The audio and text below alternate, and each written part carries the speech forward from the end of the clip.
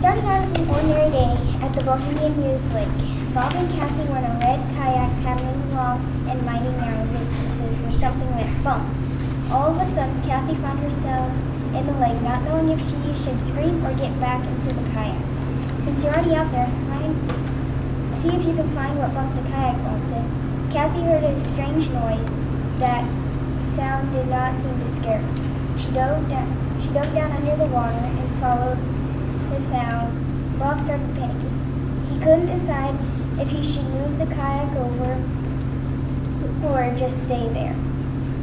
Bob yelled out, "Ah!" as the kayak tilted toward the water. Suddenly, Kathy popped up and says, "Bob, come here. I think I found it. Word has found us." They both disappeared underwater. There was the secret entrance they had heard rumors about. Camp Flint Hills, where writers are encouraged and accepted.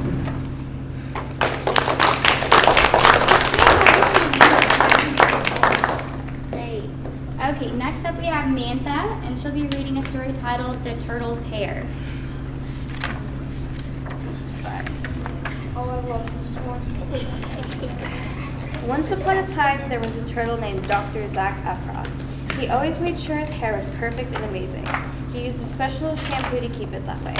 Dr. Zac Efron loved his hair. He made sure to brush it 100 times a day. It was the first day in April. Suddenly everything stopped and everyone was floating. Zac's special shampoo floated away and so did his brush. He was so traumatized that he blew up everything and killed the dirty worms with his laser vision. Finally, he got his brush and shampoo, but he noticed that a part of his brush was broken. "Oh no, I need a new brush," shouted Zac. He floated to the store to buy a new one, but they were all out. Due to all the trauma, his hair fell out and his career was ruined. He had to start making stupid movies like Charlie St. Turtlecloud and 17 Turtle again. If only he had his hair back. Eventually, his hair grew back. He filmed a new movie called Neighbors with Seth Rogen and Dave Franco. Dave's abs were too distracting on set, so he never finished the movie. Dave started to fight Zac. Zac pulled out his lightsaber, walked out the studio, and rolled away in his PT Cruiser with wood paneling. It's a car. Okay, next we have Cooper, and he'll be reading Funny or Punny. It's just a free verse column. Funny or punny by Triple Boy. If it is fun, does not make it a pun. Does it have to be punny to be funny? Does the press have to stress to be funny or punny?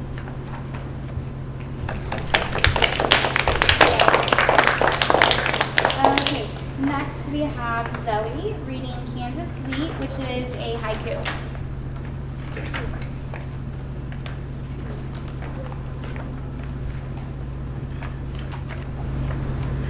Like a golden sea blowing gently in the wind, Kansas sweet waves of life.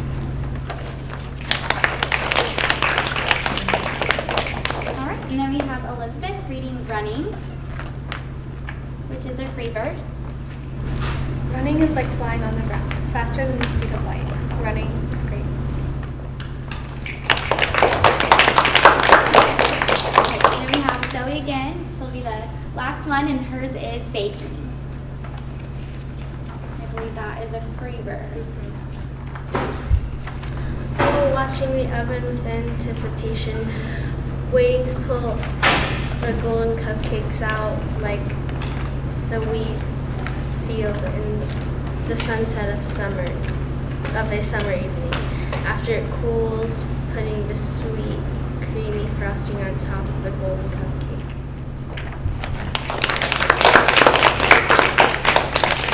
All right, that's all of the student writing. Now I'm just going to have each one of them go through and kind of tell you what their favorite thing was that they did, or something that they really enjoyed throughout our little writing academy. So we'll just start over here with Keegan. Okay, something I enjoyed. I enjoyed obviously all of the camp, but I really liked being able to express myself in many different ways through writing, and really be able to hone my writing skills. But Amantha. I really like the whole camp, like everything about it, but I feel like now I kind of have just been given this like inspiration to kind of find more reasons to write more, because like I obviously don't have to write about a lot of like boring things like I used to think, and now I can just kind of feel free to express myself with writing a lot more. Elizabeth? My favorite part of the camp was getting to build my writing skills and get more structure on what I already know so that I can write better in the future. And then Zoe? My favorite part was the snacks. No, that was a joke. That was everyone's favorite. My favorite part was, I guess, just writing all the poems and stuff, and looking through the newspapers. Like one time we got to look at really old ones, and it was cool, I guess. Yeah, I like that, and I like learning to write. I wasn't that good at writing poems, and now I am, so yeah, I like that part, I guess. Okay. Kalia? My favorite part about the whole camp was probably getting to know what everybody else liked to write and getting inspired by everything else people wrote. Lets me know that I can pretty much just express myself on a piece of paper, not just with words. And now? My favorite part was probably learning more about it because when I was little, or well, littler, I used to think that writing was boring, but now I see that there's many ways to express your imagination and writing. So I like it now. Garrett? My favorite thing was everything. Everything? Here. My favorite thing that was unit. Like I could write anything I wanted to, like instead of having the teacher tell you what to write about and stuff, like having to do research and stuff. Like expressing my imagination through stories. Cooper?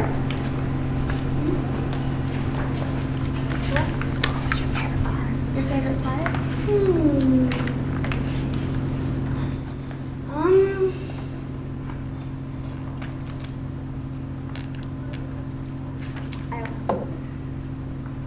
Did you like that we use the computer and I let you type instead of writing everything out? Yeah? No, maybe not that. Alright. I don't know what I liked best.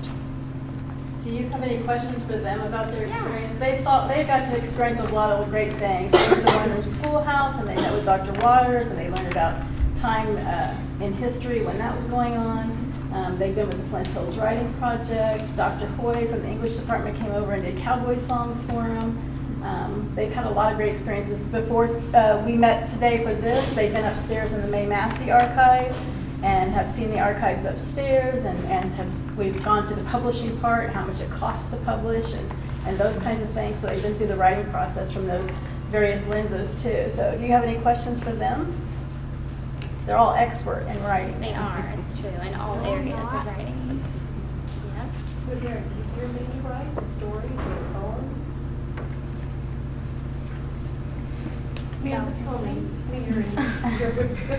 I think that the poems to an extent are easier because you really just have to find a topic to write about, and then you've got your whole 575 syllable thing, and you're basically kind of set.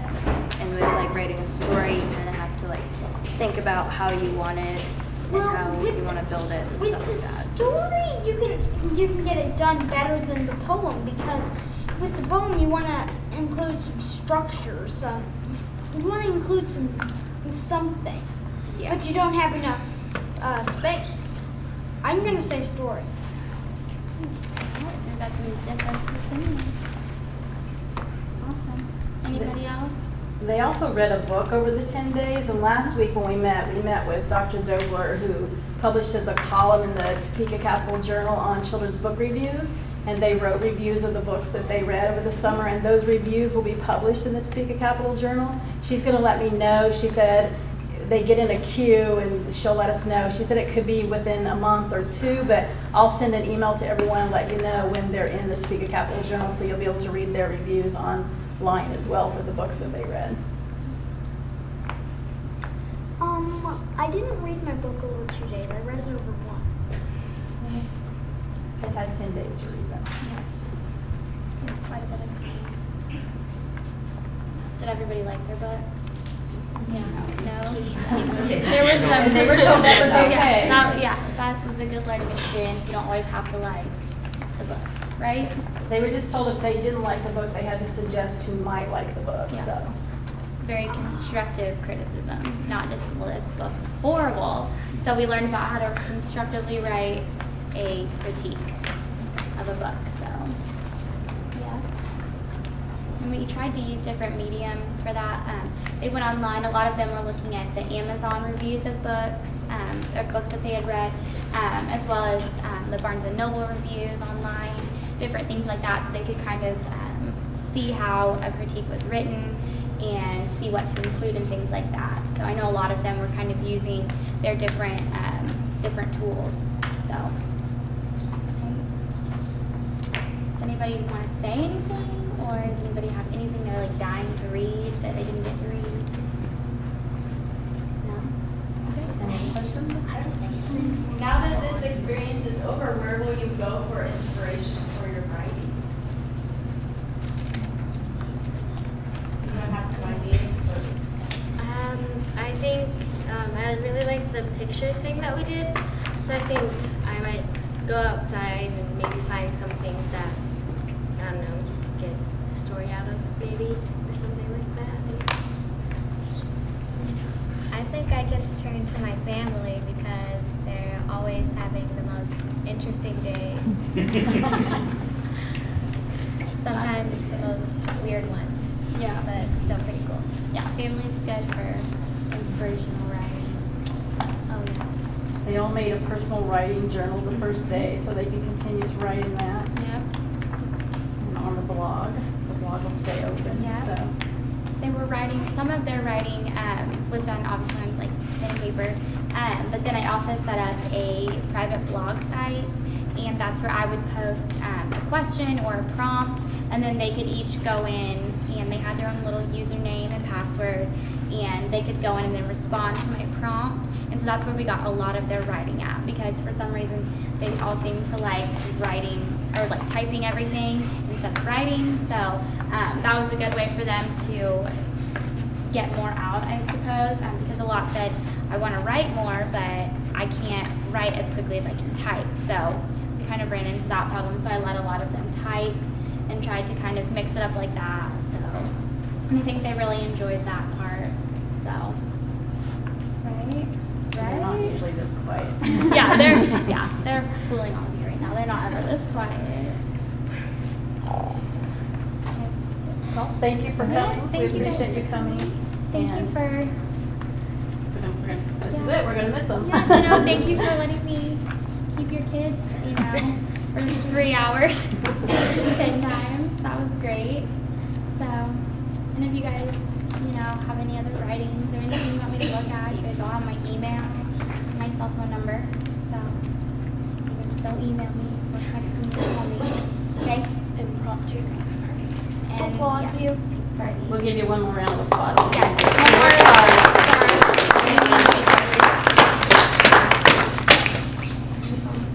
Thank you. Thank you, guys.